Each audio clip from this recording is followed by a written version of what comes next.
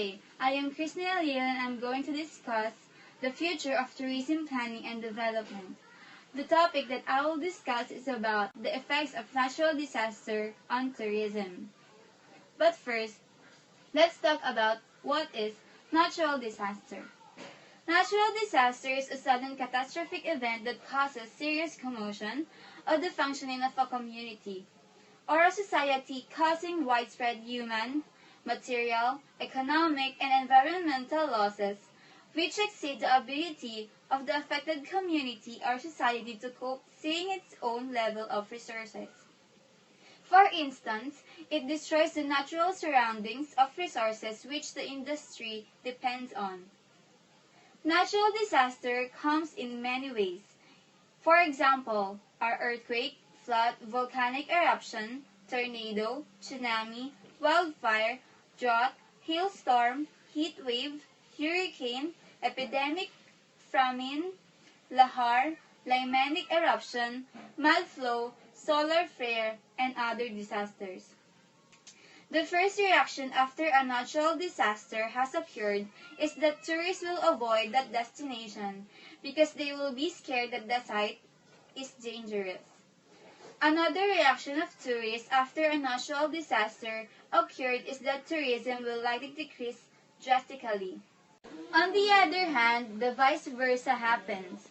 When natural disasters takes place, interest of that destination will grow, in the sense that researchers, students, scientists who are interested to study the effects of affected and dangerous area will come to visit the site. For example is the Pompeii. As I have said earlier, here are some of the natural disasters that affects tourism. But first, let me define the two types of disaster. First, the climatic disasters. That as follows. First, hurricanes. Hurricanes are large storms that form in the tropical and subtropical regions of the world where the water is warm, which is common and felt strongly near coastlines, mountains, and island regions. They usually give some early signs of their arrival, in order for the inhabitants of that area is to evacuate, just like what happened in the Hurricane Katrina. Another example of climate disaster is drought. Drought, on the other hand, are times when the rainfall levels reduces below average, causing less supply of water, specifically for agriculture. This type of natural disaster regulates the attractiveness of stricken locations and poses practical difficulties regarding water supply. For example is El Niño that happens here in the Philippines every month of March to May. Another example is flooding. Flood arises due to the heavy rainfall or snow, this interrogation which causes rivers to run off their banks, spreading to neighboring areas. The two forces that stimulate climatic disaster are wind and matter, just like what happened here in the Philippines, the typhoon Yolanda. Another type of disaster is the geologic disaster. Geologic disaster occur due to geological changes which cause disasters such as earthquakes and volcanic eruption. Earthquakes. Earthquakes, likewise known as tremblor or temblor, results as a reason of sudden lack of energy in the Earth's crust that forms seismic waves.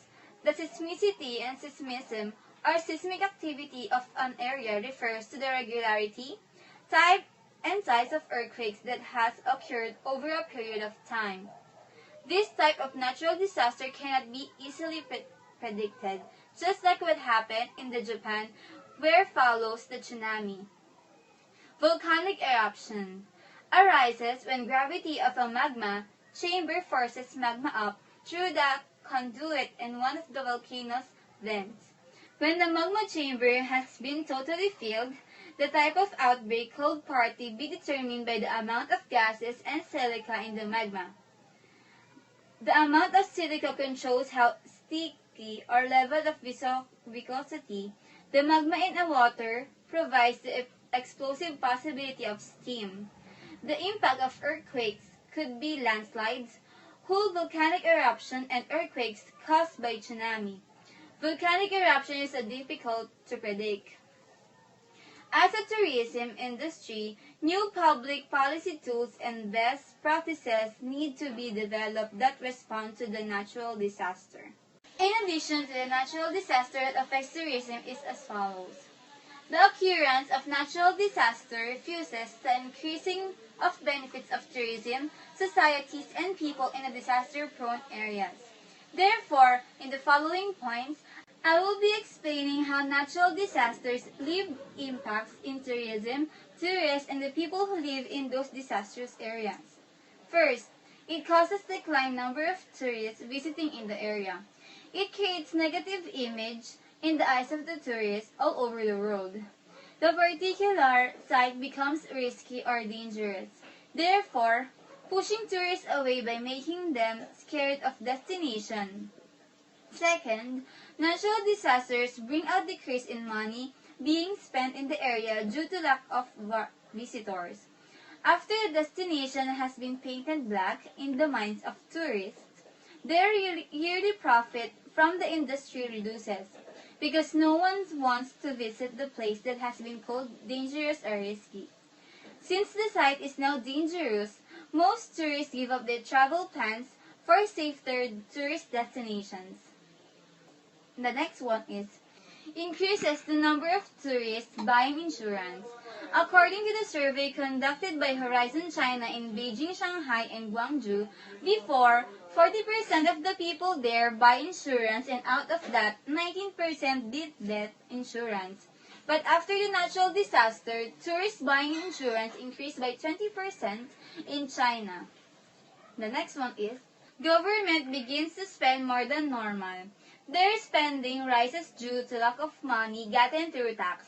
Unless people are working for the government, combined with the aid needed to recover from the event, government spending increases and the area's economy drops to the lowest. Fourth one is, natural disaster physically damages the area.